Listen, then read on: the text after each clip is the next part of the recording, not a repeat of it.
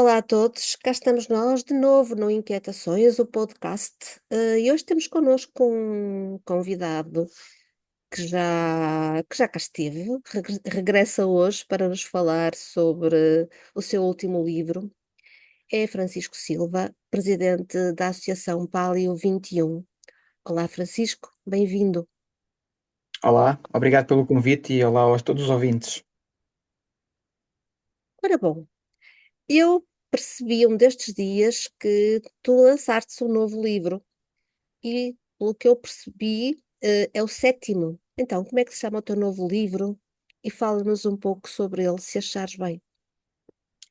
Então, este é um livro que surgiu de uma ideia que já tínhamos tido em tempos, em conjunto com a Márcia Patrício, que tem um blog, Os Temperos da Argas, que é também uma participante, já foi moderadora também do Paleo Descomplicado, o nosso grupo de Facebook.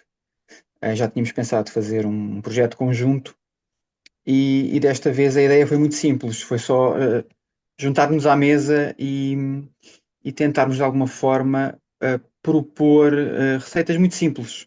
Uhum. Nós já fizemos um percurso literário, para além do nosso percurso enquanto associação, enquanto eventos, enquanto palestras, workshops, colaborações com muitas entidades, parcerias. Temos o nosso percurso literário feito. Começámos com um livro muito simples, em que eu e dois nutricionistas que me acompanharam no início desta aventura, o Alexandre Azevedo e a Ana Paula, e fizemos um livro, uma edição de autor, dedicada exclusivamente quase aos seguidores do grupo, na altura. Portanto, foi um livro que não esteve em distribuição pelos canais normais. Chamava-se pura e simplesmente Paleo 21. Pronto, isto tem a ver, obviamente, com o nosso modelo, que já falámos também no tal outro episódio em que eu participei.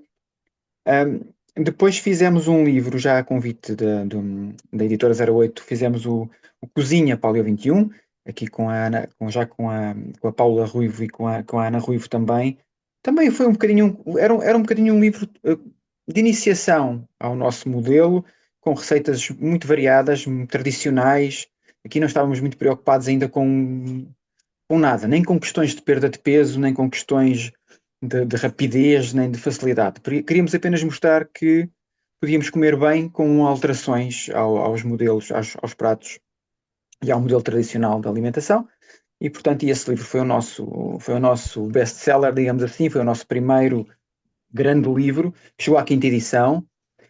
E depois acabámos por ter aqui, um, digamos que fomos reagindo àquilo que as pessoas nos pediam. O que é que sentíamos falta? E a seguir fizemos um livro de doces, o Doce Tradição, que foi um livro em que pegávamos em doces regionais típicos de várias regiões do país e tentámos adaptar ao nosso modelo. Portanto, sempre, para quem está a ouvir pela primeira vez, um modelo em que nós privilegiamos a redução dos açúcares, em que não usamos farinhas com glúten, tentamos usar ingredientes o mais natural possível. E, portanto, fizemos o Doce Tradição. Depois, logo de seguida, fizemos um livro infantil, Flor e os Alimentos Saudáveis, um livro, pronto, ilustrado, que tinha um objetivo, tinha e tem um objetivo, que era também entrar no jardim infantil e poder servir de instrumento de trabalho para os educadores. Portanto, é um livro que conta o dia de uma menina curiosa e que está a aprender na escola também sobre os modelos alimentares e sobre a alimentação humana. E foi construído na perspectiva que nós dizemos muito e usamos muito nas palestras, que é vamos lá ver se nós nos lembramos daquilo que já aprendemos sobre a evolução humana e sobre a alimentação. Porque hoje em dia esquecemos quase isso tudo. Na escola ainda se ensina muito, apesar de às vezes ser um contrassenso, porque depois ensina-se outras coisas mais tarde, mas nestas idades muito tenras, digamos assim, ainda se ensina muito como é que era a vida no antigamente, como é que as coisas surgiam, como é que viviam os homens do Paleolítico, como é que se fazia, quais eram os hábitos que tinham. E então esta menina depois acaba por aplicar em casa quando vai às compras com a mãe e pronto, a fazer algumas escolhas mais naturais, mais amigas do nosso conceito. Portanto, tentamos passar a nossa mensagem desta forma, tendo depois, penso que são 6 receitas para as crianças fazerem também com os pais. É quase como um desafio. ou fazerem na escola. A Paula Ruivo já foi várias vezes a várias escolas do país a convite de professoras a fazer a atividade ou participar na atividade. É claro que acho que são atividades que as professoras podem desenvolver sozinhas, mas quando nos convidam, nós temos, se pudermos, temos também gosto em estar presente. Depois fizemos então o Com Sal e Francisco, Sabor. desculpa Sim. interromper-te. Na verdade, da mesma forma que foi os pequeninos que começaram a ensinar os pais a reciclar, na verdade, o conceito é que os pequeninos comecem a passar a mensagem aos adultos, aos pais e aos familiares. Repara, os adultos normalmente ganham consciência quando têm um problema. Quando há um Pois, problema de saúde, tentam arranjar modos de o resolver, não é? E agora está muito na moda a questão alimentar e as pessoas tentarem de alguma forma corrigir através da alimentação alguns erros. Não falo só do modelo paleo, mas do modelo vegan, por exemplo, e outros que surgem, não é? Que serão, pronto, boa parte deles mais interessantes do que o modelo normal ocidental, muito baseado em comida ultraprocessada. Nós não queremos abrir guerra com ninguém, obviamente, mas há modelos muito mais interessantes do que aquilo que hoje em dia se vê, não só o nosso. Mas o nosso objetivo é um bocadinho esse, digamos, chegar por todos os lados. Há aquelas pessoas que têm uma preocupação, então vamos lá. Mas sabemos que, por outro lado, até com a nossa experiência, e eu também tenho uma pequena que fez agora 12 anos, e eu sei perfeitamente, e ela quando vem para a casa do pai, ela sabe o que é que cá existe e o que é que cá não existe, e não é menos feliz por isso. E ela sabe que se quiser bolachas, pede e nós vamos fazer. E fazemos as bolachas do livro da flor, curiosamente. As bolachas com pepitas de bonito. chocolate, é sempre as bolachas que ela quer fazer e sempre que ela vem, ela quer fazer essas bolachas. Portanto, irmos ao supermercado e comprar bolachas no supermercado, isso não acontece e já nem é um pedido. É claro que isto não acontece de um dia para o outro. O que acontece com as pessoas é que as pessoas querem de um dia para o outro fazer estas alterações e obrigar depois as crianças a entrar neste mundo à força, com base no seu problema. Portanto, a nossa abordagem aqui seria um bocadinho ao contrário também. Então, vamos, se calhar, tentar explicar também às crianças e levá-las a fazer e dizer aos pais que pode ser uma atividade interessante para um domingo à tarde. E agora que vem o tempo pior, estar em casa e pôr a mão na massa, quem nunca gostou, não é? No passado. E é puxar também um bocadinho estas lembranças. A maior parte de nós lembra-se de, nos fins de semana, se calhar, fazer um bolo para o domingo ou um bolo para o sábado ou ajudar a mãe a preparar uma sobremesa. E hoje em dia não, compra-se tudo feito, não é? Pronto, é um bocadinho puxar para aí. É verdade. Depois, como te dizia, o livro seguinte, já para chegar agora ao último, aos dois últimos, o Com Sal e Sabor, foi um livro já pensado na questão da perda de peso. É um livro mais de receitas salgadas, portanto, nós tentámos atacar aqui com toda a força tudo o que é receitas que têm a ver com pão, entradas, snacks de petiscar, tudo o que tenha a ver eh, abóboras recheadas, berinjela, enfim, formas inovadoras, digamos assim, de usar os legumes e algumas farinhas mais baixas em hidratos de carbono. Ou seja, com menos açúcares, usar se calhar mais a linhaça, usar se calhar mais as farinhas de oleaginosas. Porque, por exemplo, no doce tradição, ao fazer os doces, não tivemos tanto essa preocupação e se calhar podemos usar se calhar uma farinha de arroz ou um polvilho doce, que são farinhas muito mais ricas em amido. Neste livro não tivemos mais essa preocupação, ou seja, ajudar as pessoas que têm, por exemplo, uma diabetes tipo 2 ou que têm um excesso de peso e ter aqui várias ideias muito inovadoras, mas base de pizza, por exemplo, não é? Termos aqui algumas opções mais interessantes desse ponto de vista. Depois fizemos aquele que na prática toda a gente pedia, foi o livro do pão. O pão descomplicado, onde temos só pães de todos os tipos e feitios. A nossa preocupação aqui foi usar e foi também dar duas receitas de massa-mãe e incentivar as pessoas a fazer a massa-mãe, uma delas com maçã, através da fermentação da maçã. Um, é óbvio que são receitas, algumas delas um bocadinho mais complexas e mais difíceis, porque a fermentação natural requer um bocadinho mais de paciência também. Preparar a massa-mãe, por exemplo, requer alguma paciência. Nem toda a gente está disponível para isso. Mas foi o que tentámos fazer, foi tentar explicar às pessoas que, quer dizer, se nós queremos, e disse isto muito no meio do desporto, do trabalho, se queremos alcançar um objetivo, temos que, de alguma forma, fazer por isso. Não é só estalar os dedos, as coisas demoram algum tempo, Da mesma forma como aprender um modelo, quer dizer, eu hoje em dia vou ao supermercado e perco se calhar um terço do tempo que perdia quando comecei este modelo. Demorava mais tempo, tinha que procurar as coisas. Hoje em dia já sei o que é que há e o que é que não há e onde, e muitas coisas já não me interessam do que lá está. Portanto, estas coisas demoram o seu tempo. Depois de tudo isto, chegámos então a esta, ah, mais uma vez, em resposta àquilo que víamos no nosso grupo de Facebook, nos Instagrams, nos pedidos das pessoas. É sempre a mesma dificuldade, que é ninguém tem tempo. Ah, Pois, Mesmo querendo melhorar, e nós temos várias, aquilo que nós chamamos as tribos, são grupos do WhatsApp específicos que foram criados para o acompanhamento de pessoas que querem perder peso ou regularizar o seu peso. E, portanto, fazemos-lo hoje em dia com a nossa nutricionista, portanto, são grupos específicos para isso. E mesmo nos grupos sentíamos essa necessidade. As pessoas acabam por descarrilar um pouco porque não têm tempo, porque acontece aquela coisa da atividade dos filhos ao fim do dia, depois os banhos, depois o marido também chega tarde ou a mulher tem uma reunião e está tudo desencontrado. E então aquilo que se tentou foi sentarmos à mesa enquanto família e, portanto, fomos para um retiro, digamos assim, fomos para o Admira, e estivemos 2 fins de semana e pronto, e fizemos penso que são cerca de 70 receitas de todos os tipos, inclusive algumas receitas de caldos mesmo, aquelas situações que às vezes as pessoas não sabem bem como fazer, estão habituadas a comprar aquelas marcas de cubinhos já pré-prontas nos ah, supermercados e adicionar à comida, ok. e Uhum. nós não queremos isso, não é? E portanto, mesmo um caldo de legumes, um caldo de peixe, ter isso preparado e em cada uma das receitas nós temos até uma ficha técnica no livro, quase como um guia de como ler as receitas, onde temos o cuidado de dizer se são receitas que podem ser utilizadas com sobras de outras receitas, o tempo que demoram, alternativas a ingredientes, portanto, não tem isto, pode usar isto, porque é uma das coisas que muito surge, a pessoa não tem farinha de linhaça, e pronto, e a pessoa depois bloqueia. Não tenho farinha de linhaça, não posso fazer esta receita. Não é verdade, como é óbvio. Eu costumo dizer, se quiseres fazer um bolo de coco e não quiseres usar coco, então é melhor mudar de bolo. Aí é um facto, né? Mas numa receita imagina, de uma base de uma pizza, o facto de não ter um dos ingredientes não significa que nós ficamos ali um bocadinho atrapalhados.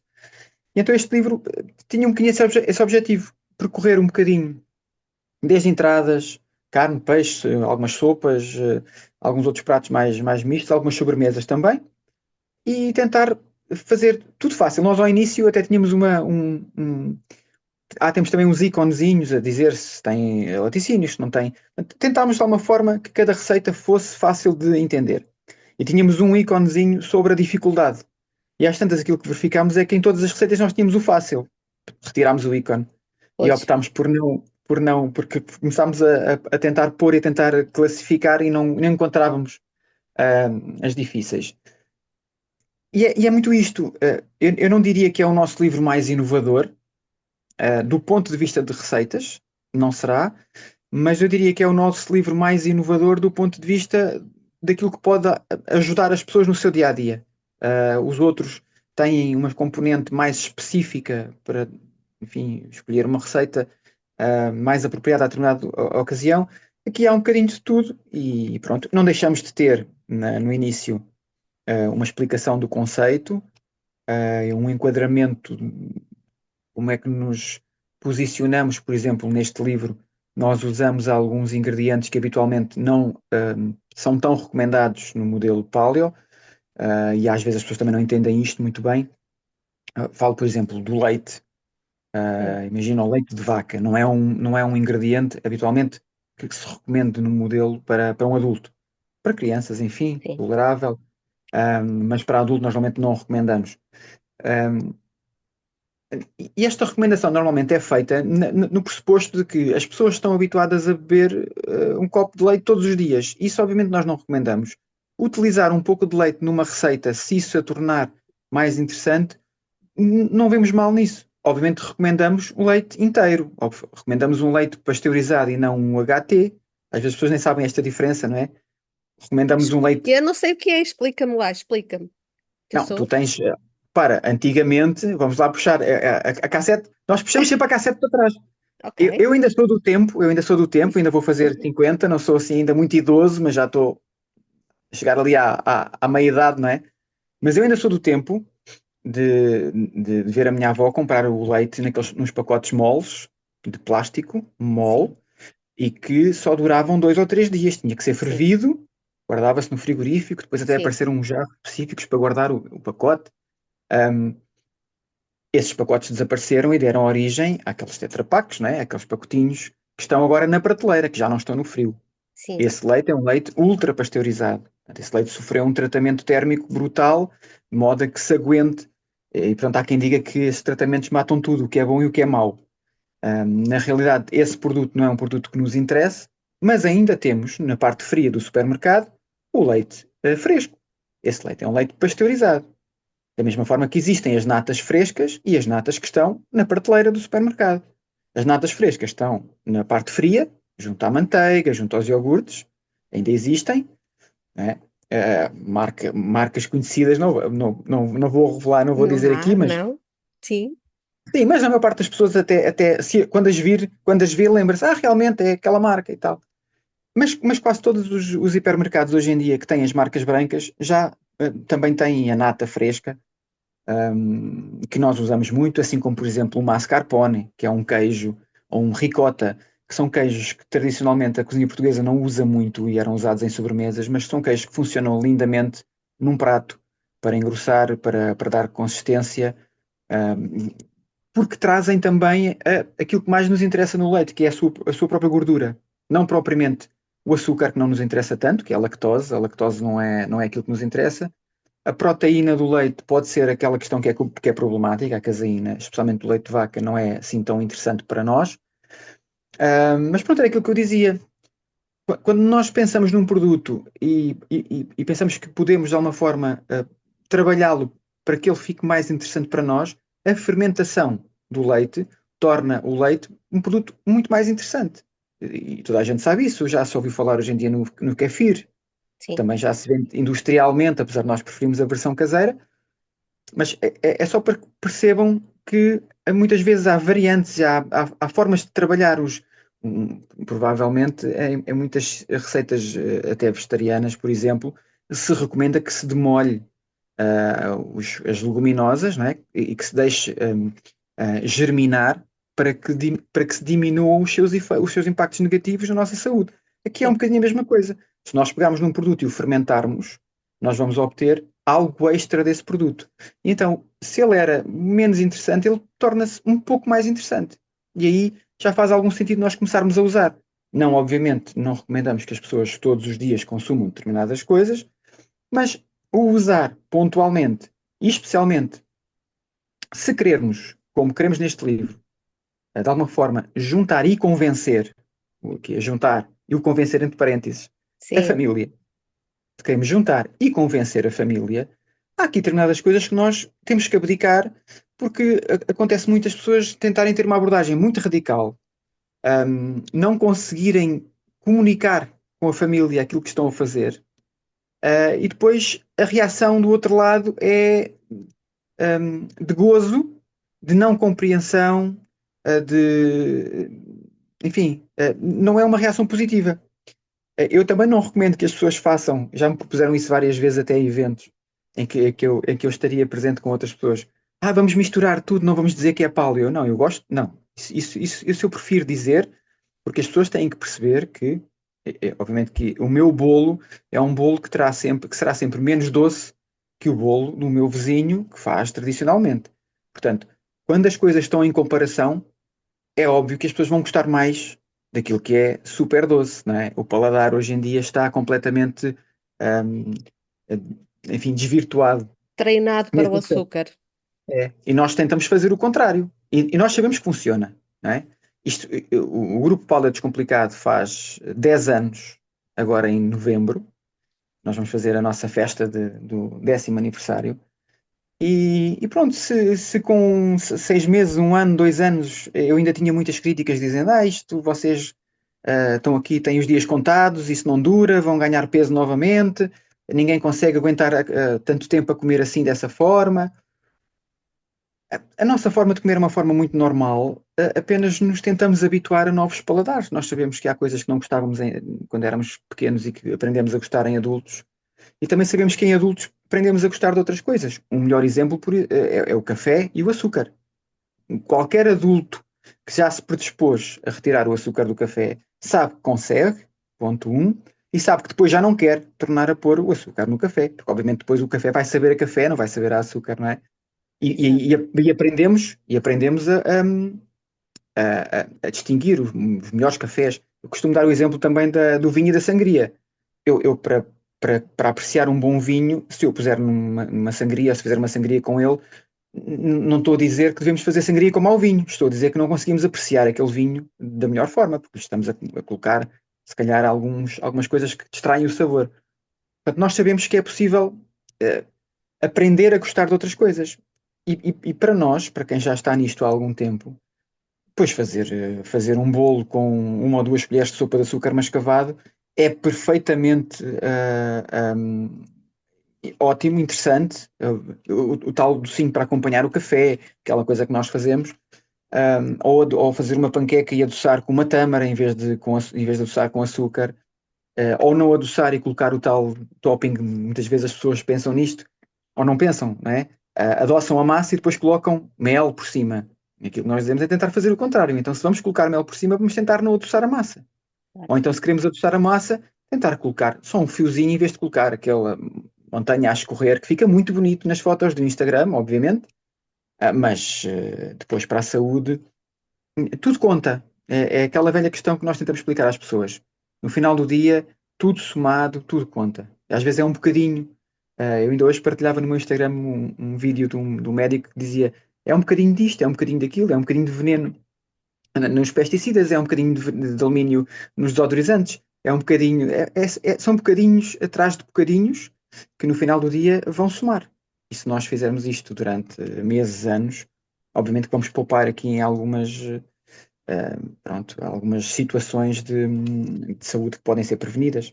Já agora, só deixa-me dizer que neste livro tivemos também a colaboração de parceiros. Portanto, nós falámos com algumas das marcas que por vezes nos ajudam, digamos assim, e referimos no livro, portanto, dedicámos uma página a cada um, porque eles forneceram-nos matéria-prima de excelente qualidade, desde cogumelos, queijos, enchidos, peixe, frutos secos, outro tipo de legumes, enfim, uma série de. Inclusive, cozinhámos também com aguardente, cozinhámos também com medronho, Hum. e tivemos aqui a colaboração aqui da adega eu estou na Lourinhã, da adega da Lourinhã. Não é, este não é, acho que não conta com publicidade. Não. E o medronho também algarvio, Uhum. portanto, produtos de qualidade. Obviamente que nas quantidades com que estes produtos se usam em receitas, usámos também ginja, é verdade, a ginginha também, da região de Alcobaça. Portanto, tivemos assim algumas parcerias para este livro também, que nos permitiram usar produtos de muita, muita qualidade. Pronto, portanto, basicamente este foi o enquadramento deste livro. Ele tem uma particularidade em relação aos restantes. Também não é um livro de editora, nós fizemos-lo como edição de autor e por isso ele está também disponível em e-book. Portanto, é o Boa. nosso. Nós não tínhamos esse hábito, mas desta vez fizemos-lo, portanto, ele está disponível em e-book e em edição, em versão papel, obviamente, tradicional. Há pessoas que ainda gostam sempre mais do tradicional. O e-book tem aquela vantagem de estar disponível no telemóvel ou em qualquer lado, Sim. e portanto temos as duas versões que permitem que, portanto, cada um que opte por escolher aquilo que mais lhe interessa. E como é que chegamos a ele? No teu grupo? No teu Sim, site? no site de www.paleo21, Sim. paleoxxi.com, terão lá os links, no Paleo Descomplicado também, e no grupo do Facebook nós vamos sempre pondo, vamos sempre anunciando também. E sim, é nestas plataformas que o e-book está numa plataforma conhecida que é a Hotmart, portanto, normalmente é um dos e-books, ou muitos e-books são adquiridos. pesquisando nestas plataformas também se encontra, mas basta vir ter connosco ou falar connosco e nós temos disponível para. Ele estará, obviamente, também provavelmente disponível nos nossos eventos, portanto, quando tivermos algum evento, teremos livros também para venda, por isso será relativamente simples. E há algum evento assim previsto para além do vosso aniversário, claro. Este aniversário, não, para já não temos. Sabes, no pós-Covid nós reduzimos muito, por vários motivos. Primeiro porque tivemos ali uma quebra, tivemos uma quebra ali muito, muito acentuada e demorou até retomarmos os workshops. Depois também aquilo que se verifica é que acaba por haver muitos eventos, muita coisa a acontecer depois e há muita gente a fazer workshops, eventos, enfim. E as nossas vidas também se complicaram um bocadinho a nível de pessoal, de trabalho, etc. E portanto, acabámos por optar mais por investir, digamos assim, tempo nestes grupos de acompanhamento. Acabamos por chegar e por ser mais eficazes, porque nestas tribos, como nós lhe chamamos, vamos abrir agora uma nova tribo em novembro, portanto, no mês de novembro. Terminámos agora uma tribo em setembro. Um, Vamos abrir uma nova em novembro e investimos mais tempo aqui. Acho que conseguimos um acompanhamento mais efetivo. São grupos onde eu estou diariamente e as pessoas vão sempre dizendo bom dia. São, são incentivados a partilhar tudo aquilo que comem para que nós possamos também ir criticando de alguma forma e fazendo perguntas. Eu sou muito um bocadinho desafiador. O meu, obje- o meu objetivo é fazer as pessoas pensar um bocadinho, porque muitas vezes nós vemos as coisas no prato e se perguntarmos, mas porquê é que colocaste aquilo? E a pessoa nem sequer pensou nisso. Sim, Às vezes, porque quer fazer um prato bonito, porque acha que tem que ter muita cor, porque acha que tem que ter. Isso na prática é um mito, não é? Os nossos antepassados não estavam minimamente preocupados com a cor das coisas que tinham no prato e não era isso que dá a nutrição, não é? É óbvio que nós temos uma alimentação variada, pode ser interessante, mas também pode ser prejudicial, dependendo dos casos e consoante aquilo que lá estamos a colocar. Portanto, não é o mais necessário, digamos assim, é termos muita cor, especialmente quando queremos atingir um objetivo. Se o objetivo aqui for a perda de peso, temos que priorizar algumas coisas e começar a perguntar-nos porque é que estamos a colocar aquilo no prato, se é mesmo necessário, porque a maior parte das pessoas acaba por comer para além da necessidade de nutrição que tem. É porque sabe bem, é porque os olhos também comem, é porque vamos pondo e vamos comendo. Está a saber bem, vamos buscar mais um pouco. E aqui temos que ter noção, o nosso modelo não é um modelo de contagem de calorias, mas obviamente todos sabemos que as calorias têm a sua importância. Nós privilegiamos a qualidade e sabemos que, e hoje em dia acho que isso ah, só quem quiser ou quem tiver palas nos olhos é que ainda continua a dizer que basta fazer contas à comida para perder peso e para ter uma vida mais saudável. Isso não é verdade. Obviamente, se eu fizer contas à comida, eu vou conseguir perder peso, mas não vou conseguir a outra parte de ter uma vida saudável, nem vou conseguir levar esse modelo para a vida. Ou seja, uma abordagem de contagem de calorias e de contas matemáticas funciona durante o mês ou os 30 dias ou o que for que eu estou a ser acompanhado por um nutricionista, em que tenho alguém em cima de mim a obrigar-me a fazer contas à comida. Quando eu for à minha vida, acabou e as pessoas ganham novamente peso. Temos pois. centenas de pessoas que já passaram por esse processo e chegam a nós dizendo que estão fartas de nutricionistas, não acreditam, não, por estes motivos, porque lhes vendem um plano que funciona até certo ponto e depois não funciona mais.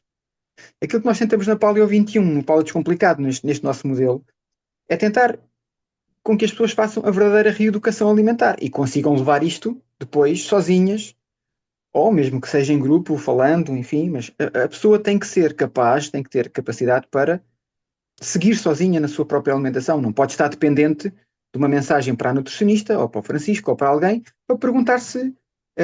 Acontece muito, a pessoa pega na embalagem do queijo, vê lá se este queijo pode ser. Eu disse, não, vocês é que têm que ver. Como é que é Aprender, feito um claro. queijo? Como é que é feito um queijo? A maior parte das pessoas não tem. Eu até vou ao exemplo mais simples. Como é que se faz um presunto? Quais são os ingredientes necessários para nós termos um presunto? Não é?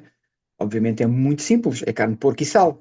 Agora, se formos a um supermercado e pegarmos nas embalagens de presunto que lá estão, elas têm carne de porco e sal, mas têm mais 5 ou 6 ingredientes.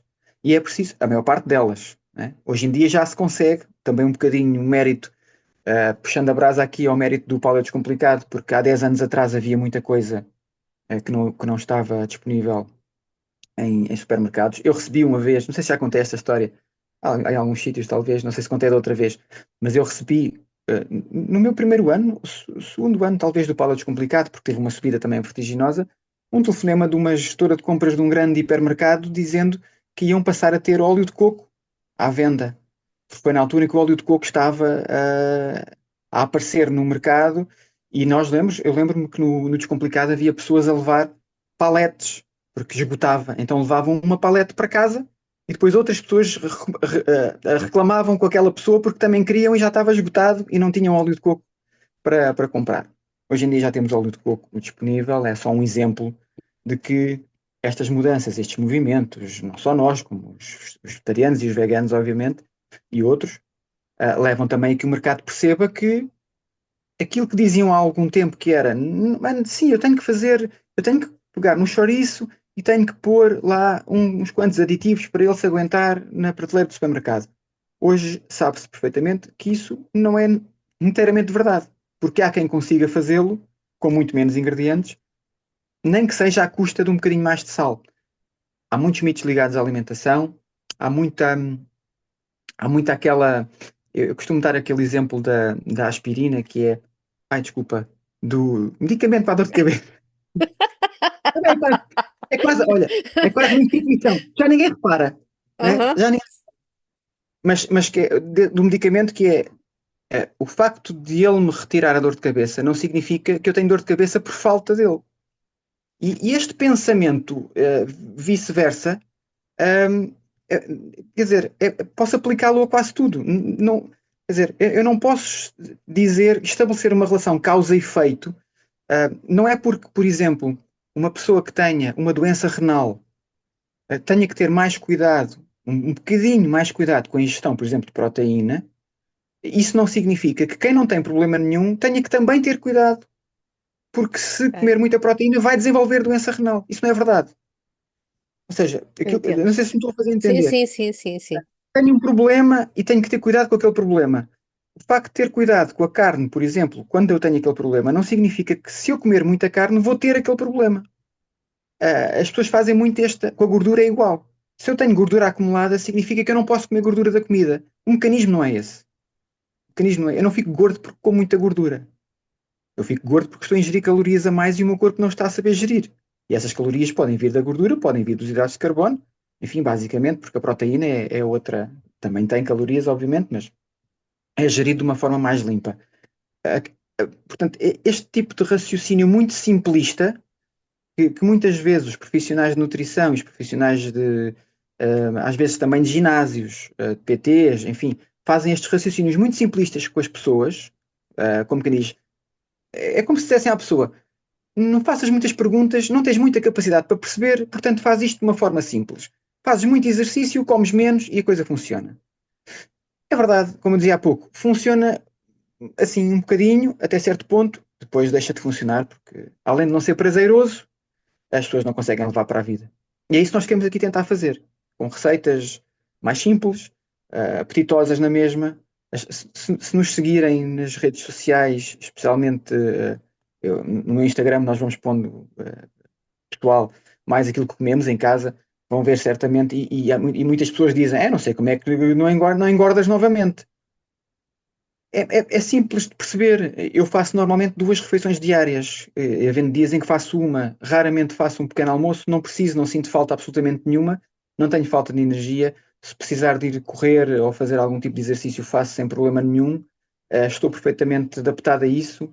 Ahm, e aquilo que eu costumo dizer, olha, vou fazer 50 anos em janeiro, não tenho queixas, não me dói absolutamente nada, não tomo medicações nenhumas. Faço isto há 10 anos e pronto, e também por sorte, certamente, mas pronto, mas sinto-me bem e pronto, e só posso recomendar que é aquilo que eu faço habitualmente. E as pessoas que têm estado e que se juntam a nós e que têm estado à nossa volta, enfim, há sempre situações, muitas vezes pessoais, de desgostos, de perdas de familiares, que levam quase sempre as pessoas a saírem, a desleixarem-se e enfim, encolherem os ombros e acharem que não vale muito a pena estarem preocupados consigo mesmas, mas depois tendencialmente também acabam por voltar e por perceber que, enfim, que já tiveram num caminho e que sabem que resulta, e portanto e que vão tentar novamente. Portanto, isto para nós é importante, obviamente que sim. Portanto, implica largarmos mitos, não é? Temos que comer de 3 em 3 horas, temos que fazer, temos que tomar um belíssimo pequeno almoço, não podemos comer sal, evitar sal a todo custo. Tudo Ana, isto, tens aí, o comer, nós dizemos sempre às pessoas para tentarem olhar para aquilo que foram, olhar, enfim, imaginar, aquilo que foram 2 milhões de anos de evolução, quase 3, 2 milhões e meio, quase 3 milhões de anos de evolução, em que nós não tivemos à nossa disposição, basicamente, se calhar 90% daquilo que nós temos hoje em casa para comer. Do ponto, hoje, quer dizer, eu não, mas muitas pessoas. Porque abrimos, se calhar vamos abrir um armário de cozinha e é tudo empacotado, vamos abrir um frigorífico e são sim, refeições pré-prontas, são, quer dizer, isso não esteve presente. E também sabemos hoje, é relativamente consensual, que há um conjunto de doenças que são doenças modernas. Não é propriamente porque não estávamos lá para ver. Há muitos registros de que osteoporoses, cáries, problemas dentários, por exemplo, começaram a surgir com o desenvolvimento da agricultura, ou seja, com a expansão do consumo do cereal, obviamente que são espécies muito ricas em amido, em açúcar, coisa que o ser humano até aí não tinha em abundância para comer. O ser humano, e por isso eu falava há bocado na questão da flor, da menina na escola a aprender, nós aprendíamos isso na escola. O ser humano era caçador-coletor. Hoje em dia, a palavra caçador pode ferir algumas suscetibilidades, mas era a nossa modo sim. de sobrevivência, como é de qualquer animal no seu estado selvagem. E o homem, se vivesse, e aqueles homens que ainda vivem no seu estado selvagem, ou próximo disso, que já há poucos, não é? Mas as tribos que ainda existem e que vivem, continuam a ter a sua subsistência desta forma, obviamente com mais ou menos recurso à proteína animal, mas a caça e a pesca e a coleta. A coleta não era a agricultura. A coleta era apanhar aquilo que estava disponível. E não havendo plantação, não haveria garantidamente um pomar cheio de árvores com maçãs para que os senhores pudessem comer maçãzinhas, como se diz hoje em dia, uma maçã por dia. Não estou a dizer que comer uma maçã por dia faz mal, não é essa a questão. Aquilo que temos que perceber é, antigamente essas coisas não estavam disponíveis para um consumo diário. E a nossa espécie evoluiu brutalmente, não é? Ao ponto de se dizer que já não estamos a evoluir mais. Estamos nesta fase a aplicar os conhecimentos que adquirimos e a capacidade de raciocínio que adquirimos com a evolução. Mas que, por exemplo, a nível de cérebro, etc., não estamos mais em evolução. Pronto, enfim, isto são teorias.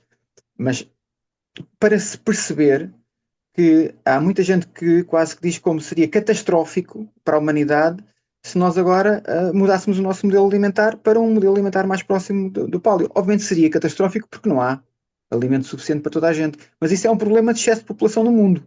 Não tem a ver com o problema do modelo alimentar. Porque às vezes mistura-se aqui as coisas. É como. Muitas vezes dizem assim: imagina que toda a gente agora queria ser paleo. Isso não era possível. Não era possível. Não era possível porque o mundo tem excesso de população. Nem toda a gente ia ter capacidade de comer boa carne, bom peixe. Enfim, não é possível. Populações em África têm que ser alimentadas à base de farinha. Enfim, é o que se consegue, não é? E toda a gente sabe, não são imagens bonitas, nem é bonito falar disso, mas toda a gente já viu aqueles estômagos dilatados em crianças completamente esqueléticas, e toda a gente sabe que se usa farinha para alimentar e para engordar animais, quer dizer, a É farinha serve verdade. para isso, para engordar, não serve para alimentar. Nós damos outro exemplo curioso, é que eu digo muitas vezes às pessoas: olha, ah, se eu tiver, por exemplo, uma folha de papel, eu posso comê-la, daqui eu não tiro nutrição nenhuma. Ela vai sair, eu não vou aproveitar as calorias desta folha de papel porque eu não consigo digerir a celulose. Portanto, para mim isto são calorias vazias, não contam.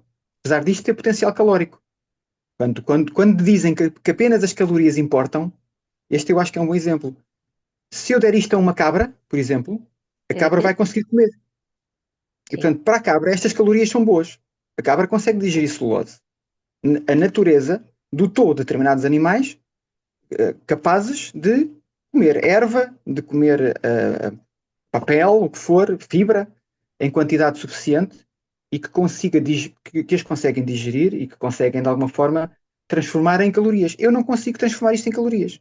Portanto, é importante. Isto é um exemplo extremo, obviamente, porque ninguém vai comer papel. Mas aquilo que eu quero dizer é o facto das coisas terem um conteúdo calórico, eu não posso só ligar a isso. E tenho que perceber hum, que um abutre, por exemplo, evoluiu para comer carne podre. E espera, né? E espera que os outros animais se alimentam e assim vai à vez dele. Eu tenho que perceber que, por exemplo, um leão, uma leoa quando caçam, a leoa quando caça, o leão depois é um bocadinho mais aproveitador, mas a leoa quando caça, aquilo que estes animais primeiro vão comer é aquilo que é mais nutritivo e aquilo que primeiro se estraga. São os órgãos, são as vísceras, são Sim. tudo o que é mais nutritivo. Que hoje em dia nós dizemos às pessoas, uma bela isca de fígado é a coisa mais nutritiva quase que se pode comer, a seguir ao ovo, e muita gente torce o nariz, né? Iscas, fígado, coração, aquelas coisas que antigamente se Faziam parte da aproveitavam alimentação, do sim. animal, não só faziam parte, eram das partes mais nobres, porque carne seca, tipo um peito de frango, um lombo, então eram carnes que se guardavam e que salgavam muitas vezes, mas os órgãos eram normalmente logo consumidos o mais rápido possível, porque era o mais, digamos que o mais nutritivo que se podia encontrar. É todo um bocadinho esta conversa, e falaste aí noutra questão que já agora me passou. Na questão do sal, que eu também tinha falado. É importante até certo ponto, porque se nós retirarmos da nossa alimentação tudo o que é, ou a boa parte do que é alimento industrializado, que está carregadinho de sal e de outras substâncias, mas de muito sal, e com isso as pessoas, para, a pessoa consome na mesma um pacote de batatas fritas no supermercado, mas depois, na cozinha, não usa sal. Usa uma ervazinha porque não pode usar muito sal. Mas não se importa com o pacote de batatas fritas que compram no supermercado, que está carregado de sal refinado. Quando eu em casa posso usar flor de sal, sal de Rio Maior, das minas subterrâneas, sal de Castro Marim, enfim, sal marinho integral, também é o sal que nós recomendamos. Nós não recomendamos o cloreto de sódio, são dois minerais, nós recomendamos sal integral, que tem 90 e tal minerais, sal integral, sal marinho.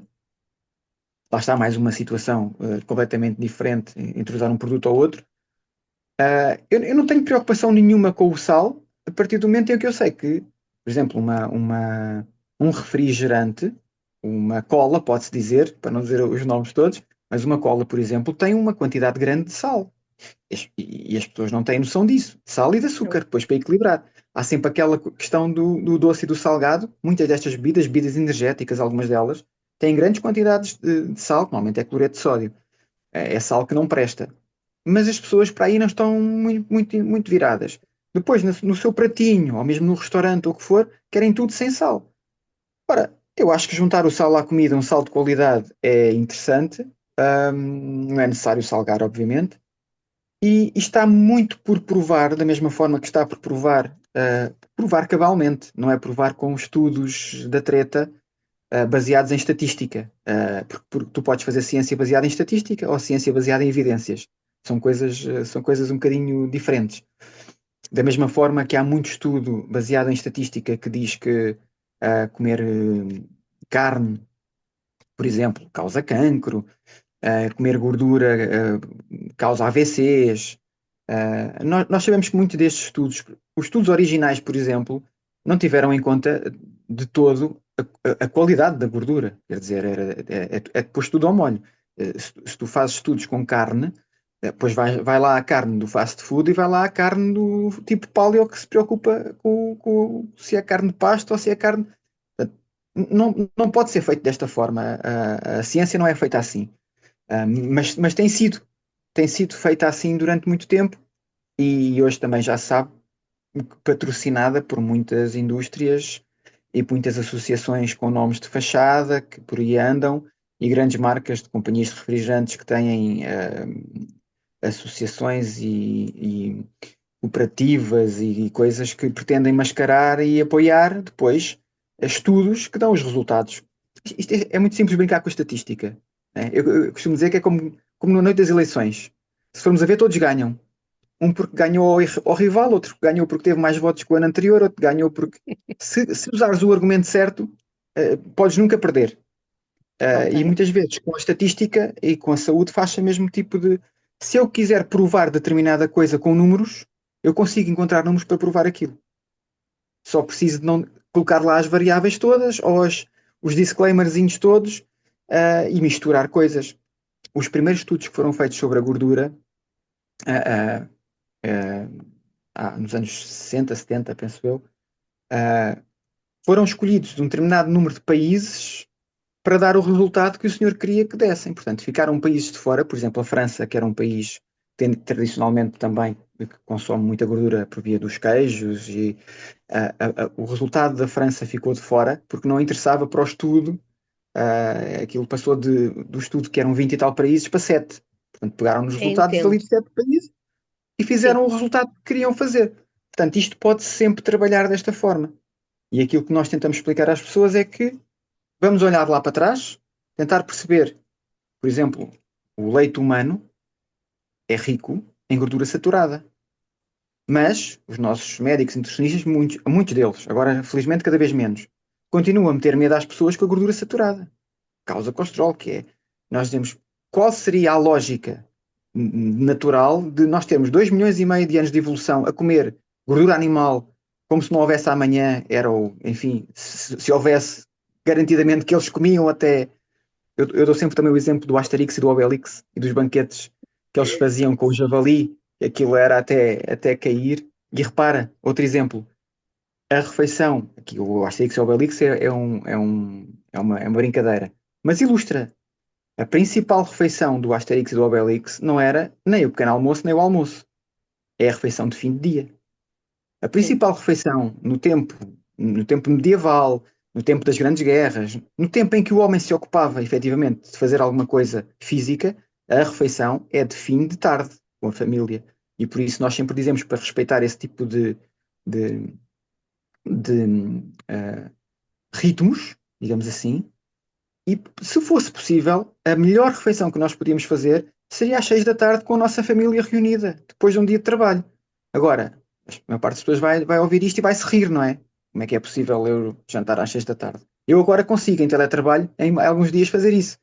Mas a maior parte das pessoas não consegue. Agora, é só para explicar aqui, e para entroncar naquilo que tinhas dito também do comer de 3 em 3 horas e do pequeno almoço, ah, que é isto. Efetivamente, a primeira refeição do dia pode ser a mais importante. Agora, a questão é, não tem que ser ao acordar. Os ingleses chamam breakfast, ou pequeno almoço, que significa quebra de jejum, não significa primeira refeição do dia, não significa refeição da manhã, não significa refeição das 8 da manhã ou das 7, nem refeição do sair da cama, não. Significa quebra de jejum. E quando tu disseres que a quebra de jejum é a refeição mais importante do dia, isso está correto. Ou seja, que o breakfast é a refeição mais importante do dia, está correto. Dizes que é o pequeno almoço, está errado. Mas isto tem a ver com a tradução do termo. Ok? Estou-me a fazer entender? É importante a Completamente. forma, é importante a forma como tu estás num período de jejum e a seguir sais do período de jejum. Isto hoje já se fala muito. Tens a doutora Alexandra Vasconcelos, com os seus livros do jejum intermitente. Já se fala muito nesta questão, onde habitualmente se dá muito foco à saída de jejum, que deveria ser idealmente com uma proteína, o ovo é uma boa solução sempre, mas nunca deveria ser com um prato de cereais, por exemplo, porque são extremamente ricos em hidratos de carbono, e depois aqui podem ser mais rapidamente ou menos rapidamente absorvidos, mas muita gente tem o hábito de ir para o café, tomar o pequeno almoço e pedir uma meia de leite, põe um pacotinho de açúcar e pede um croissant ou um pastel de nata ou um folhadinho ou uma coisa qualquer e está a juntar, basicamente a juntar o pior de todos os mundos. Gordura de má qualidade, porque normalmente são óleos vegetais, daqueles hidrogenados, enfim, super processados, não é propriamente garantidamente com azeite ou com óleo de coco, óleos virgens, que são as gorduras que nós recomendamos, misturada com açúcar, misturada com um leite que não tem qualidade. Portanto, começamos o nosso dia ali com uma pequena bomba. Enfim, já os ingleses têm aquele hábito de começar o pequeno almoço já com os ovos e o bacon. Sim, Obviamente que depois já lhe juntam e vão juntando tradicionalmente, agora de modo mais moderno, outro tipo de produtos já não são tão interessantes, mas aquela coisa de ter uma refeição mais substancial, não ser necessariamente ao acordar, mas um pouco mais tarde, e ter ali alguma quantidade de proteína, um, que ajuda-se a terminar o jejum de uma forma a fornecer uma energia mais gerida de modo mais longo, que é o que acontece normalmente quando nós consumimos proteína com gordura. Conseguimos ter menor pico uh, quando nós comemos algo rico em açúcar, e essas imagens muitas vezes surgem também nas redes sociais, por todo lado, temos um pico de energia, uma quebra de energia. Todos sabemos isto. sim. A pessoa se desmaiar, normalmente dão-lhe um pacote de açúcar. Os atletas de competição normalmente comem, antigamente era cubos de marmelada ou mesmo açúcar à colher. Se eu quiser correr 100 metros em 9 segundos, provavelmente eu tenho que ingerir uma quantidade calórica que me dê um gasto imediato, ou seja, que me faça subir e que me dê aquela. Agora, não é isso que eu preciso, a maior parte das pessoas não precisa disso. Mesmo quem vai fazer exercício no ginásio não tem que fazer 100 metros em 9 segundos. Portanto, eu preciso é de ter um alimento, ou não, mas para quem quer comer, ter um alimento que dê alguma energia que possa ser gerida durante mais tempo para eu não ter que andar a fazer lanchinhos a toda a hora. E é óbvio que se eu comer um prato de cereais às 8 da manhã, às 10 eu vou estar cheio de fome. Quer dizer, isto foi o que aconteceu a toda a gente durante basicamente toda a vida. E portanto, tens necessidade de comer à meia da manhã, porque tiveste um pico e uma quebra. Normalmente a quebra depois vai abaixo do nosso normal. Ou seja, nós estávamos aqui, tivemos um pico, depois descemos para aqui. Ou seja, ficamos Pois. fomeados. E depois vamos outra vez e andamos nisto o dia todo. Há pessoas a comer 6 e 7 vezes por dia. E há nutricionistas a incentivar isto. Mas o que eles incentivam normalmente é comer coisas sem gordura e baixo em açúcar. É uma gelatinazinha, é um queijinho light, é um queijinho fresco, né? É umas coisinhas assim, só, pronto, para a pessoa ir enganando. Eu costumo dizer que é aquela teoria do vamos enganando a fome, vamos enganando o corpo. Estamos a fornecer coisinhas, coisinhas, coisinhas. E se nós pensarmos um pouco, ah, ah, ingerir alimento gera um processo digestivo. Se nós estivermos a comer de 3 em 3 horas, nós estamos permanentemente em processo digestivo, quer dizer, nem sequer há uma pausa. Quando começou a falar nesta questão do jejum, foi quase como um eureka, quer dizer, como é que ninguém pensou nisto? Não é verdade, porque nós temos grandes pensadores, várias religiões, filosofias milenares, em que o jejum é perfeitamente.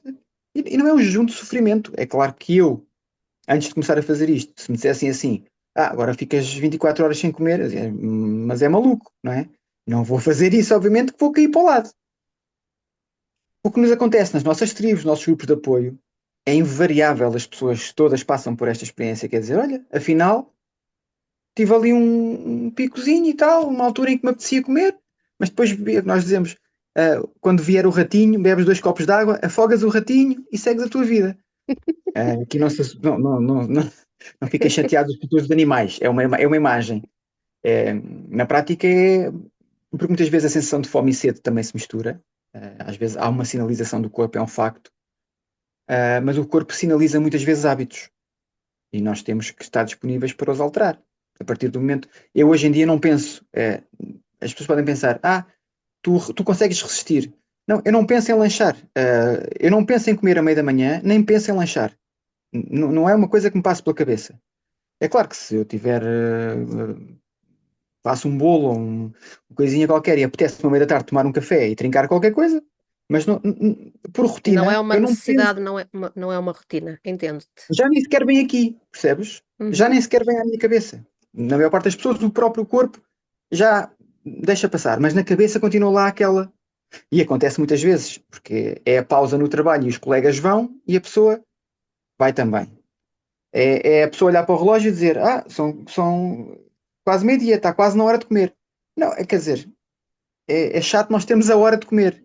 mas muitas vezes as pessoas são motivadas e são levadas pelo horário e até mesmo pelo vou comer qualquer coisinha antes que me dê a fome. Quer dizer, nós queremos evitar, que é uma das principais mensagens que nós queremos passar, e que passará a qualquer médico de medicina integrativa, naturopata, osteopata, que se preze, vai dizer às pessoas, tente começar a habituar-se a ouvir os sinais do corpo. Em vez de tentar mascará-los, tentar perceber. Mesmo nós também sabemos isso, uma febre, por exemplo. Nós muitas vezes tentamos tomar medicação, não é propriamente para resolver o problema, porque a febre não é um problema. A febre é uma coisa positiva.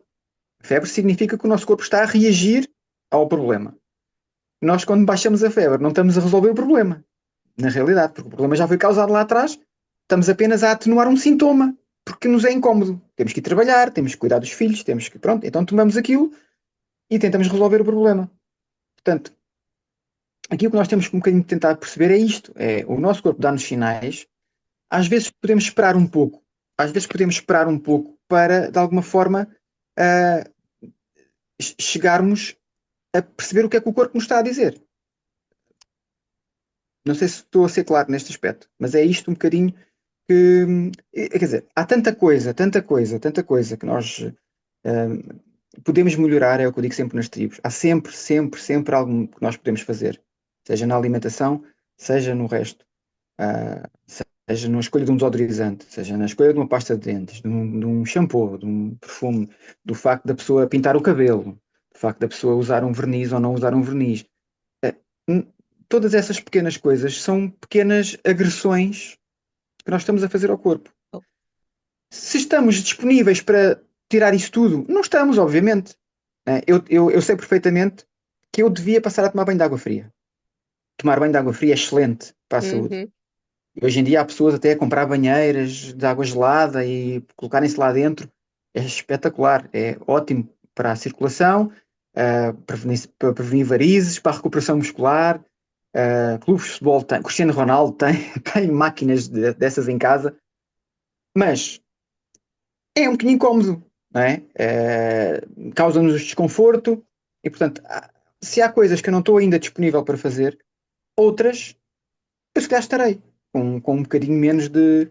Eu comecei a usar muitos óleos essenciais, por exemplo, e produtos à base tentando também a nível de shampoos e pastas de dentes, por exemplo, não correr ao flúor, que é complicadito em quantidades, nas quantidades que ninguém se preocupa com ele, e que andámos aí muito tempo a ingerir. Pronto, enfim, há sempre muita coisa que se pode fazer. E nós nos livros ainda não nos debruçámos sobre isso, mas talvez fosse uma das coisas que eu gostasse de fazer de futuro, com o apoio de alguém, obviamente, estudioso nesse mundo da naturopatia, enfim, abordar alguns destes outros aspectos. Enfim, só para dizer às pessoas que isto não é só comida. Eu tento dizer muitas vezes isto, mas as senhoras depois dizem-me que porque têm que pintar as unhas e têm que pintar o cabelo e têm que coisa, porque no trabalho, porque as entrevistas e porque o dia a dia e porque se sentem mais uhum, um, e é compreensível. E nós temos que estar bem também psicologicamente. A única coisa que eu tento dizer e que eu tento passar a mensagem é: não vamos enfiar a cabeça na areia, fazendo de conta que estas pequenas coisas não têm o seu impacto. Porque ao longo do tempo, colocar metais pesados nas cutículas, que são zonas de absorção, nas raízes do cabelo, em contacto com a nossa pele, não tem impacto nenhum. Claro que vão ter. Se nós o vamos conseguir medir, provavelmente não. Mas no dia em que chega a doença, no dia em que chega o cancro, o Alzheimer, coisa dessas, pois eu gostaria de poder dizer que, de alguma forma, fiz algumas tentativas para evitar ou para tentar atrasar, digamos assim. É um bocadinho isto, ah, que é uma mensagem que fica talvez para reflexão. Há um médico que nós seguimos, um brasileiro, que diz que quando nós nascemos é quase como se tivéssemos num sorteio de lotaria, em que cada tómbola tinha o nome de uma doença. E então o nosso nome entra numa bolinha para cada uma das tómbolas. À medida que vamos vivendo, vamos colocando mais bolinhas, com os erros, com as tá vivências, bem. ou não. Uhum. Portanto, nós podemos, vai-nos calhar alguma coisa. Eu estou sempre a dizer aos meus familiares, alguns já com alguns problemas, enfim, e eu vou-me safando, mas eu costumo dizer, alguma coisa me vai calhar. E não tenho dúvidas disso, não é? Se continuar a envelhecer e não acontecer nenhuma fatalidade, como acidente, por exemplo, alguma doença eu vou ter, nem que seja de velhice. Agora, eu quero ter alguma noção de que estou a colocar menos bolinhas lá na tómbola, por exemplo, do Alzheimer, que foi um dos grandes, eu acho que da outra vez, no outro podcast, acho que falei nisso, foi um dos grandes motivos porque eu estou aqui hoje, foi o Alzheimer da minha avó, me abriu um bocadinho os olhos para este mundo, ah, já a avó que já não está cá, não é? E que foi daquelas situações que, enfim, nós, quando vemos nas outras famílias e acontecer aos outros, pronto, temos pena, mas quando nos acontece a nós e percebemos o que é esquecer quem fomos, esquecer os filhos, esquecer os netos e deixar de ser, porque ela já não era praticamente, pronto, ninguém com relevância para ela própria, não é? Ah, acho que ninguém quer isso e nós podemos efetivamente tentar fazer alguma coisa. Sabemos que Alzheimer hoje em dia está a ser apelidada de diabetes tipo 3. A diabetes é uma doença que surge com o excesso de hidratos de carbono e com a má gestão da insulina e dos hidratos de carbono e com os danos que eles causam ao cérebro. Portanto, sabendo isto, depois não adianta só a pessoa dizer assim: eu como poucos bolos, porque não é só um problema de bolos. Eu disse sempre: olha, eu durante a minha perda de peso, que ainda foram 22, 24 quilos, mais ou menos, fui sempre comendo bolos. Agora, não eram de pastelaria, obviamente, eram os meus. Eu se calhar fazia com um bocadinho de banana, com um bocadinho de chocolate e com um típico, não é? Um bolinho típico.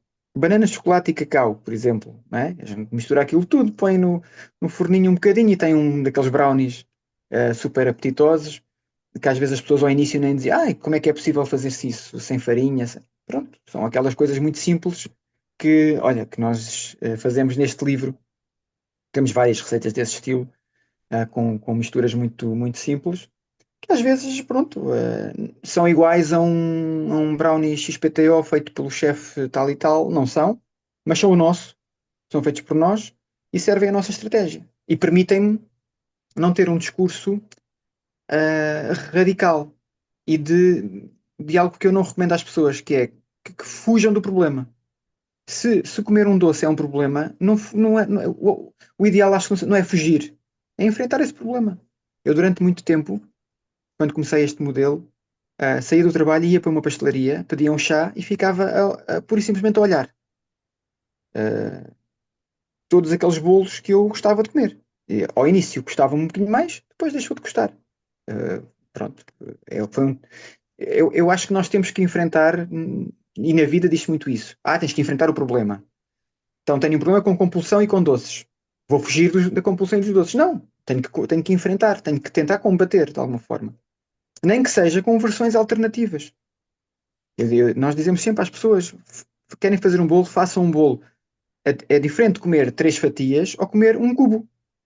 Né? A pessoa faz doses individuais, pode pôr no congelador, pode. Depois permite-se comer só um. E o compromisso é este: ou comes um ou não comes nada. Agora escolhe. Ainda há pessoas que preferem, então eu prefiro não comer nada. Pronto, ao fazer essa escolha, não estamos a resolver o problema. Estamos a adiar o problema. Quando o bolo surgir à frente da pessoa, num casamento, num batizado, numa coisa qualquer, a pessoa vai e espalha-se ao comprido. Completamente, Porque não claro. treinou o mecanismo. Portanto, isto é tudo uma questão de treino do mecanismo. Aquela questão do hábito. Há quem diga que um hábito se perde ou se muda em 21 dias ou 20 Dias. dias, coisa qualquer, não é? Não serão todos assim, mas alguns até. O açúcar no café, eu penso que até é mais rápido. Não são precisos 20 dias, eu acho. 4 ou 5 dias seguidos sem colocar açúcar no café, eu acho que é suficiente para a maior parte das pessoas perder esse hábito. Mas alguns hábitos demoram um bocadinho mais tempo a perder, sim. E é preciso fazer esse trabalho. Se queremos alcançar resultados. Se não queremos, pronto. Ainda há muita gente que diz a vida é minha e eu não quero saber e a saúde é minha, como fumar, por exemplo. Eu fumo o que eu quiser, ninguém tem nada com isso. A minha resposta para essas pessoas é: tem. Além do Sistema Nacional de Saúde ter, porque vai dar. muita despesa, há pessoas que se preocupam connosco, há familiares que vão ter que cuidar, que vão sofrer. Portanto, a saúde de cada um não é só de cada um. Mesmo uma pessoa que esteja sozinha no mundo tem sempre um vizinho, um colega, um amigo, alguém que vai sofrer. Portanto, eu acho a coisa mais egoísta que se pode dizer na vida é dizer a minha saúde, a minha vida é minha, ninguém tem nada com isso. Nós estamos rodeados de pessoas, gostamos dos afetos, somos seres sociais e acho que ninguém é um ermita que vive sozinho numa montanha, que não faça falta a ninguém e que não prejudique ninguém com atitudes irresponsáveis. Uh, Portanto, eu acho que enfim, há aqui algumas coisas para pensar e para repensar. Enfim, e nós cá estamos. Se alguém quiser depois juntar-se a nós nas redes sociais, cá estamos no Facebook, no Paulo Descomplicado e o Paulo 21 no Instagram também. E estamos à disposição de todos. Fica o convite, ah, não só para mudar a alimentação, mas começar a pensar. Sim, Parece-me que é algo que olha, fazemos deixa-me só, poucos. só dizer só mais uma coisa. Não quero, não é nosso objetivo dizer que este é o modelo mais espetacular e o único que funciona. Não é esse o nosso objetivo de todo. Nunca foi. Obviamente, se eu o faço, eu acho que é um modelo muito mais interessante. Eu sei de pessoas, amigas e mesmo antigos seguidores e alguns seguidores até, que aplicam modelos paleo muito mais restritivos, sem bolos nenhuns, sem pães, e que olham para as nossas receitas e acham que são aberrações, que estamos a desvirtuar o modelo, o conceito paleo. Por isso eu lhe chamei Paleo 21, não fiquei no registro Paleo, que é ou melhor, no registro Dieta do Paleolítico, que é até uma marca registrada nos Estados Unidos, não sei se a nível mundial, pelo professor Cordain, que existe mesmo a Dieta do Paleolítico como marca registrada. O nosso modelo é um modelo diferente, é um modelo que combina o antigo e o moderno, é um modelo que se destina a olhar lá para trás e a perceber que nós estamos noutro mundo não, mas noutra era, noutro tempo, e que as pessoas querem outras coisas e que ninguém consegue viver em sociedade, a maior parte das pessoas pelo menos, não conseguirá viver em sociedade, viver tranquilamente, a estar em permanência a rejeitar e a olhar para determinado tipo de receita, ingrediente, o que fosse, como sendo um veneno. Eu não gosto nada quando dizem o açúcar é um veneno. Eu não gosto de usar essas expressões. O açúcar existe, é uma substância que a natureza fornece naturalmente. Se me disserem o açúcar refinado é uma porcaria, tudo bem, certo.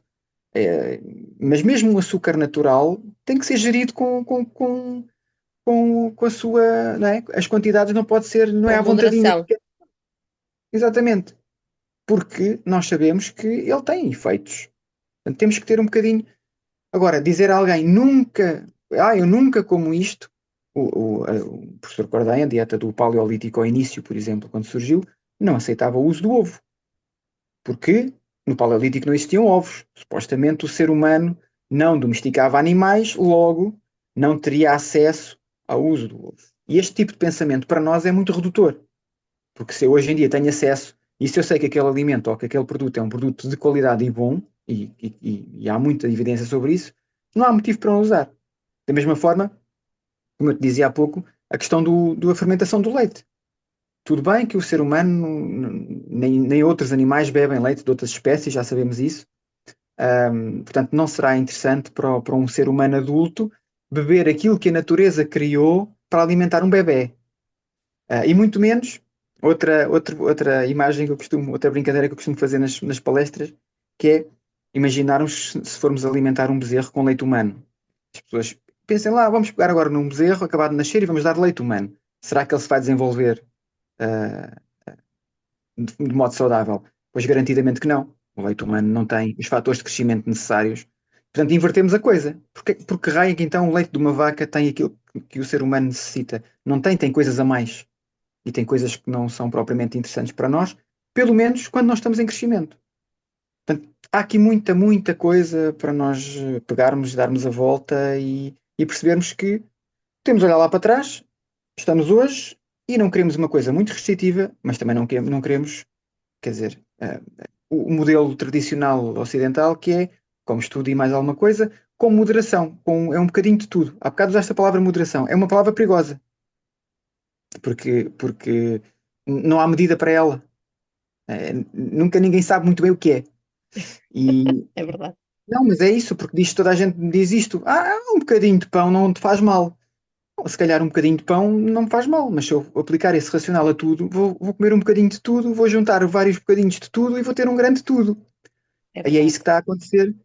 As crianças, os doces, é um doce na casa do avô, depois é um doce na escola porque o colega fez anos, depois na casa do pai ou da mãe é mais um doce, e depois, pronto, acaba por ser né, bocadinhos em cima de bocadinhos, juntando depois à grande carga de hidratos de carbono que está presente na alimentação, com a batata e o arroz, especialmente, e a massa, né, estes três ingredientes que enchem pratos. Eu lembro o meu filho quando estava na escola só me dizia, pai, eu queria mais carne. Não há, não me dão. Dão-me arroz ou massa. Pronto, porque é assim, é encher o prato com muito hidrato de carbono. E se olharmos para a roda dos alimentos, é uma crítica que eu deixo aqui. Se olharmos para a roda dos alimentos, quando nos dizem que ali está representada a alimentação variada, era aquilo que eu dizia há pouco no prato. Está lá muita coisa, de facto, mas 3/4 da roda dos alimentos são hidratos de carbono. Nós temos três macronutrientes. 3/4 daquilo são hidratos de carbono. Tudo o resto está ali em coisinhas pequeninas. Há uma fatiazinha para a proteína, e há uma fatiazinha assim para as gordurinhas pequeninas. Tudo o resto, desde vegetais, frutas, massas, pães, batatas, mesmo leguminosas, são tudo alimentos muito ricos em hidratos de carbono. Portanto, se nós basearmos a nossa alimentação num macronutriente, isso não tem nada a ver com variedade. Fica, fica, Francisco, fica uma reflexão. Mais uma. já Várias. nos deixaste muita coisa para pensar. Muita mesmo. Eu já estava aqui logo no início a pensar que tenho que começar a entrar num supermercado e olhar para tudo aquilo com outros olhos, com mais atenção. Sim, não Bom, falámos aqui na questão dos rótulos, não é? sim, Naquela questão de sim, perceber o número de ingredientes que tem cada e pensar sim. como é que produz aquele produto e se é necessário aquilo tudo. E muitas vezes é necessário, porque se eu quero que aquilo dure, que determinado produto dure 6 meses, então eu preciso de lhe adicionar produtos para que ele não se estrague. E a Claro. pessoa só tem que fazer esse trade-off. Eu estou na disposição de comer aditivos porque quero mesmo comer este bacon. Um bacon, por exemplo, que é um produto muito difícil de encontrar no supermercado. Quase não encontras. Limpo, não encontras. Muito, muito difícil. Mas eu quero usar bacon numa receita. Eu tenho fornecedores e pessoas que eu sei onde posso comprar bacon curado. Pronto. Mas no supermercado eu não encontro. Quero muito fazer uma receita com aquilo. Pronto, tudo bem. Mas sei que aquilo não é o melhor que eu posso encontrar. Agora, tenho que ter esta noção. Que não estou a escolher uma coisa muito espetacular. Fazer de conta é que não. É que temos que sair Uhum. desse modelo em que fazemos de conta que pomos coisas cá dentro e que não nos importa o que é. É o nosso combustível, não é? Aquilo que colocamos cá dentro é o nosso combustível. Bem, como sempre, e pela segunda vez, vamos cortar aqui o pio ao Francisco Silva, porque ele é um prazer ouvi-lo, aprendemos imenso, mas se o deixarmos falar, não há programa que resista. Fica a dica, sigam-no nas redes sociais, Paleo Descomplicado, é o grupo. Conheçam o novo livro dele, o À Mesa com a Família, Paleo 21, e de certeza que vão aprender coisas novas e, para além disso, começarem a pensar. Mais que seguir, é começar a pensar, que é isso que eu acho que é importante. Não tanto é assim porque alguém diz que é assim, não. Mudar, percebendo porque é que estamos a mudar. Sim? É isso mesmo. É isso mesmo, é isso mesmo. Eu costumo dizer que todas as nossas opções alimentares têm uma justificação. Se nós fazemos uma substituição é porque temos um motivo, ou seja, não é à toa. Normalmente é um motivo lógico. Portanto, isso que tu Uhum, disseste faz todo o sentido. É pensar pela própria cabeça, não é seguir o Descomplicado, ou seguir o Paleo 21, ou seguir o Francisco Silva só porque sim, e muito menos só porque se obtém um resultado de perda de peso, porque normalmente obtém-se, é um facto, é um facto. Mas principalmente por isso. Usar a lógica e aplicar a lógica à nossa alimentação pensar um bocadinho lá atrás. Como é que a minha avó, a minha bisavó fazia o pão, como é que fazia, independentemente de ser pão e de ser farinha de trigo. Sabemos que o trigo era diferente antigamente para hoje. Portanto, mas como é que as pessoas faziam antes? E tentar trazer isso um bocadinho para o nosso dia a dia, sabendo que cuidar de nós dá trabalho. Pessoas, desculpem lá, mas cuidar de nós dá trabalho. E não pode ser só com idas ao cabeleireiro, ou com ir arranjar as unhas ou os pés, ou ir ao ginásio ganhar músculo. Nutrir o corpo por dentro também é cuidar de nós. Aliás, é o primeiro ato, eu acho. Um corpo e a mente. E terminou. Terminou. Obrigado. Obrigada, eu. Foi um gosto. Já percebi que a curto prazo vamos estar aqui uma terceira vez, quando vier o terceiro livro com pastas de dentes, shampoos, todas Ah, essas coisas vende. que tu. Hum, fica a dica. Quem sabe, quem sabe. Obrigado Sim. mais uma vez. Obrigada. E nós até ao próximo sábado no Inquietações, onde há sempre alguma coisa que está para acontecer.